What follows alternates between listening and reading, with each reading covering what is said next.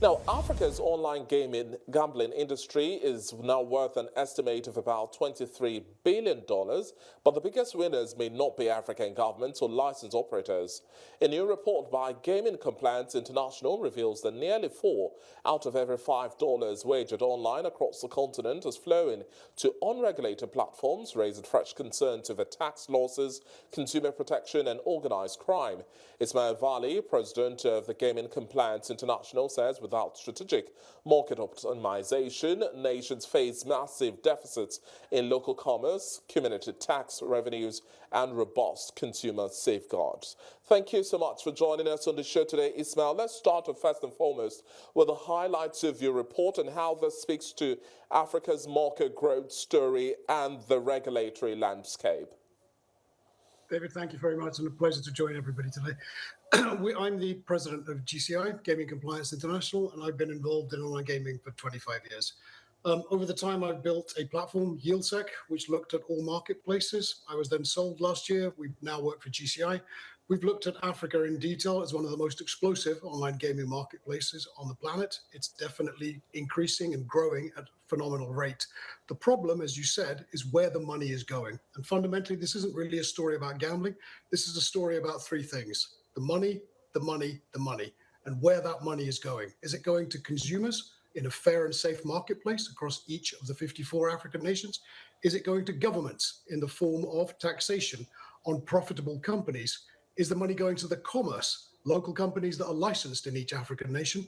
Or is it, and that's what we're saying, is it going to crime? And that's the problem. 77% of the GGR, gross gambling revenue, produced by online gaming in African nations across 2025, 77% of that was going to crime and offshore organizations. That's $17.8 billion.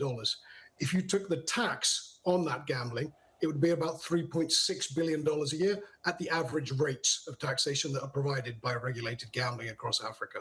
So the story very much here is there's no problem with demand in Africa. It's a growth story, okay? 215 million consumers across Africa, 14% of the population across the continent, engaged with forms of online gambling during 2025. The issue is, where is the money going? And talking about where the money's going and market structure at this point in time, let's also add into the mix here the role of payment providers and technology companies. Are they doing enough? What more can they do? And for this tightrope governments are walking on, how can authorities now better improve, should I say, responsible gambling measures without discouraging other appetizers or catalysts for the market? David, these are great questions. Let me try and break these up. If you look at a marketplace as a whole, the problem is consumers experience the marketplace as what they find online. There are 12 ecosystem essentials, as we call them, everything from search and sites and websites and apps, all the way through to payment provision and the products that you find. Consumers don't experience a legal sector and an illegal sector. They experience one marketplace, the Ghana online marketplace for gambling, okay? So what they find out there, they will assume, if I can find it through Instagram and TikTok, must be, what's wrong with it? Must be legal. There's nothing wrong with it. It's got lots of reviews. One of my favorite influencers is backing it. So the issue here is that the tech platform's problem? Is it the social media platform's problem? It's an enforcement problem and a marketplace optimization issue.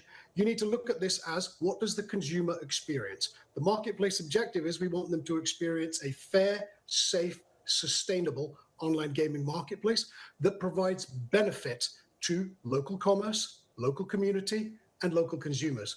The issue is we're grafting legal systems on top of what is a criminally dominated marketplace already. So right now, if you look across any of the social media platforms, are they featuring advertising that promotes legal brands? Where there's a regulated marketplace, Malawi, Ghana, for example, yes, they will be. They will also be featuring a ton of stuff that not even the social media platforms know about, because who is monitoring for this stuff? It's our business at GCI to look for these things. We're looking at the marketplace to say, let's monitor so that you can police, enforce, and we can help you optimize across the digital economy dynamics. Yes. That's an issue that Africa is still to catch up with. And what you're looking at in Africa is a story of optimization across these marketplaces. Relatively small changes can lead to massive benefits in future. That will be in the taxation that's received, the consumer protection that's received. You mentioned a point there about what's the responsible gaming future here. Responsible gaming works in a marketplace where you have control over the total marketplace, because otherwise all you're doing is saying, well, let's have responsible gaming for the 23% of the average African marketplace that is regulated.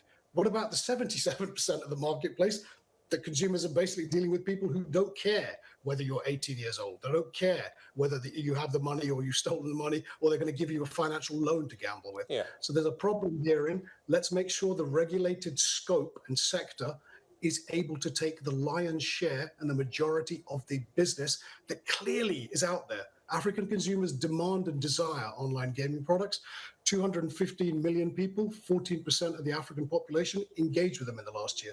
That's up from 12% the year before. So you can see that this is a runaway train of growth with substantial revenue that also produces tax that's not going to affect voters. This is money that's being spent anyway. We just need to make sure it's being spent within the legal, regulated sector of each marketplace. And even for marketplaces that don't currently have a view, a lot of the North African Muslim majority population countries have a prohibition marketplace right now. Yes. They don't have any online gambling. Yes. Just because you believe that there is no online gambling, it doesn't mean that the marketplace disappeared.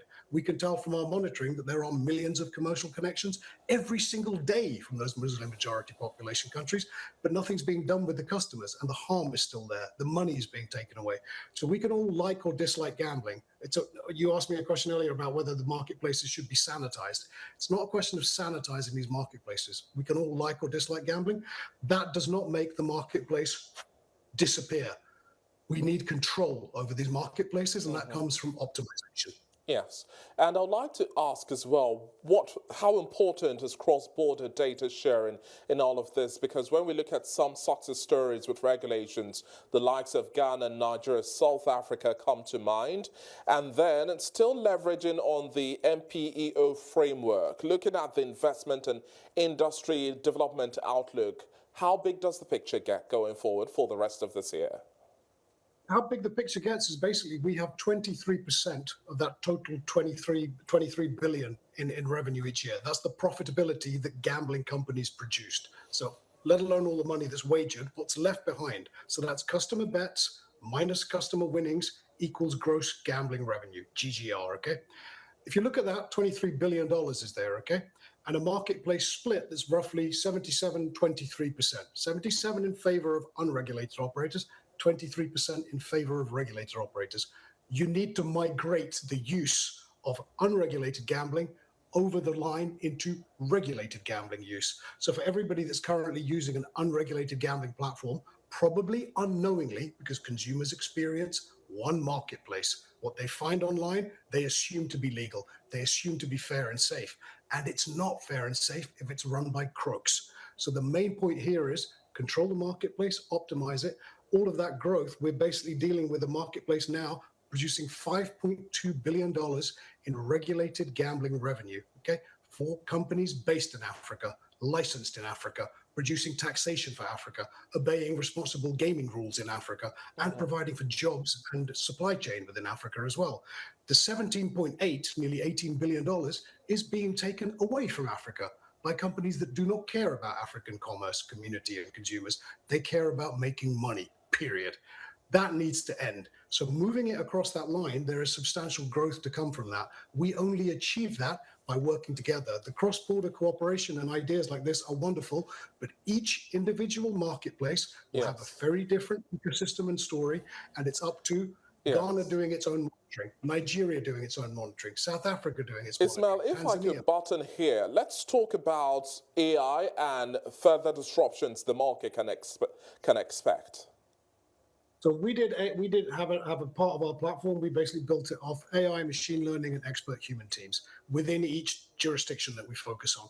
AI is essential because it helps us get a range of, across those 12 ecosystem essentials, how does the consumer experience the marketplace? That's across websites, across apps, across search engines, across AI platforms, across affiliates, across influencers.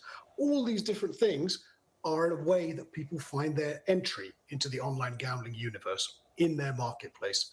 So you need to be able to find what's out there, what keywords are being used, how is advertising being used, how did the consumer get there, what payment methods did they use, etc. And fundamentally, all services, whether they're regulated and legal or unregulated and illegal, they are after the same consumers, the same money in the same territories. So you need to find, how did the consumers experience this? How did they get migrated? How did they get serviced? How did they pay? And how did they get retained and reactivated for the long term? Because the future here is making sure the regulated sector is competitive enough to always attract consumers in, to make sure consumers bet with locally licensed firms that produce in-country revenue, that produce in-country tax and jobs and supply chain benefit, and fundamentally protect consumers within each territory. Ismail, thank you so much for your time. That was Ismail Vali, the president of Gaming Compliance International.